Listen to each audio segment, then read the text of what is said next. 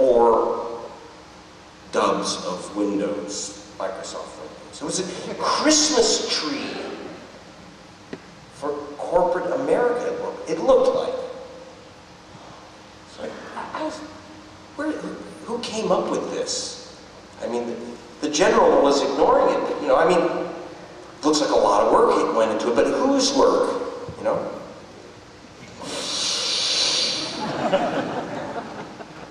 I gave it. There's something about it that smelled, and I smelled Grover Norquist. Now, Norquist, some unkind people call gopher nose twist, is the copy of corporate lobbyists of America. Every Wednesday, he gets his whole team together, the Christian Coalition and the National Rifle Association. And he represented Microsoft, and he represented American Express, etc. So actually, I went to see Grover on a sniff and a hunch and a tip. And at his K Street offices, lobby offices, I met with him under a big giant poster of his hero with a big banner across it that said, "Nixon, now more than ever." I swear the eyes are watching me walk into... And yeah, he couldn't wait to sign it. And I said, "Grover, what about this appendix, 270 days? What about the elections?" He said, and he showed me the copyright law changes. And he showed me the sell-off of the banks. You know, and the income tax cuts. And he said, certain things precede elections. Okay. Certain things. Like page 73, the oil. And see, what had happened was, there was no Zarqawi. They weren't throwing flowers, but they'd gotten together, the Iraqis, under what Garner called the Big Tent. He had called them together.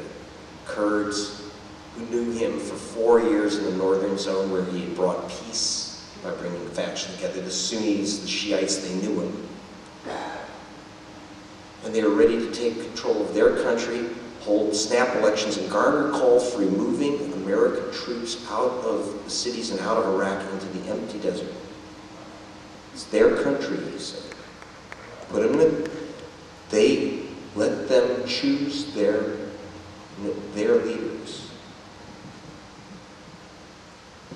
Rumsfeld had a better idea. He held an election too. First, they removed Garner, and they brought in someone who was much more experienced, not in Iraq, never seen Iraq, but they brought in Paul Jerry Bremer, who was much more experienced because he was the managing director of Kissinger Associates. And so they had an election. One voter, Jerry Bremer, appointed the entire government himself and removed Order 1, de-Baathification, which meant, in effect, de-Sunnification. All Sunnis out the door.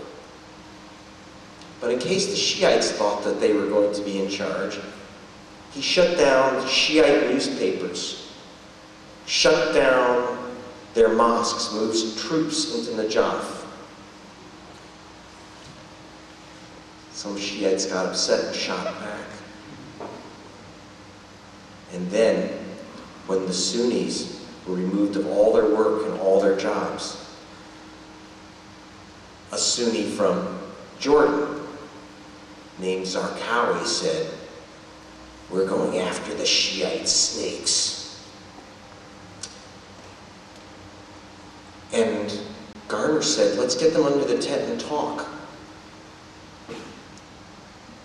But the president wouldn't talk to him. Instead, he got out and said, "Bring them on." So you can't have a war president without a war. You can't have a war president without a war.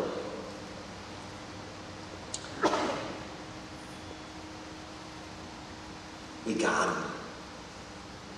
Well, let me show you this, though. On a lighter note, let me show you CNN's balls. These are, the balls that they put on the air after the Ohio vote, after the polls closed at 1:05 a.m. on November 3rd, 04, early in the morning. Polls are closed. These are exit polls asking people who they voted for. And as you see, John Kerry, this is a screenshot that was saved from CNN. John Kerry won among men 51 to 49%, but among women, Bush lost 47% to 53%. So Bush was declared the winner. Okay. Well, I was reporting for BBC television. I'm looking at the numbers, so I, reporting the news, declared the winner. I said, John Kerry won. I said, but he doesn't get inaugurated the way the U.S. works. We had a very long investigative story explaining why Kerry won. And you saw that on your news, right?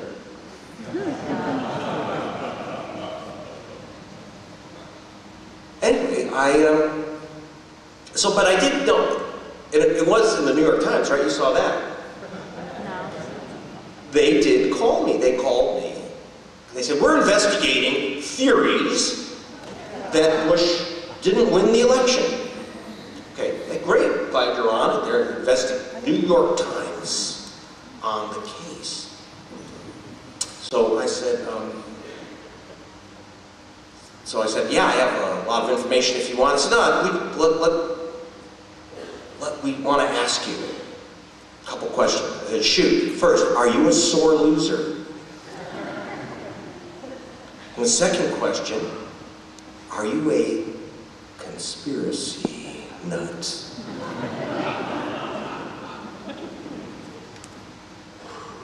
I'm often called a conspiracy nut, which always gets, a laugh from the conspirators.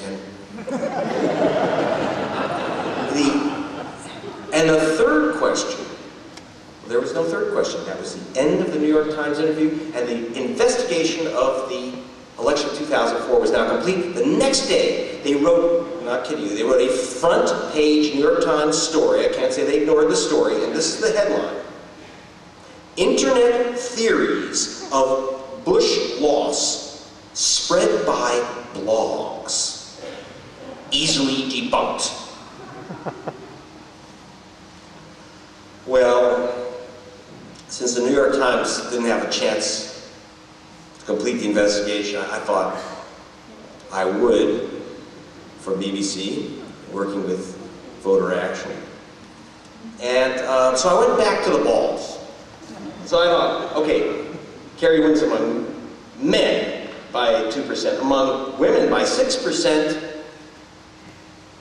What is the third sex class that put Bush over the top? And the answer, as it turns out, is the disappeared. The votes that disappeared. Votes that disappeared. Okay. Officially, according to Ken Blackwell, Secretary of State of Ohio,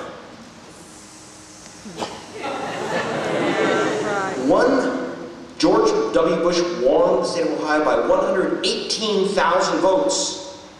Not like Kate Harris's 537. 118,000 votes. There you go. Not counting a third of 1,000,000 votes cast and not counted. And votes blocked. 239,127 votes cast and not counted.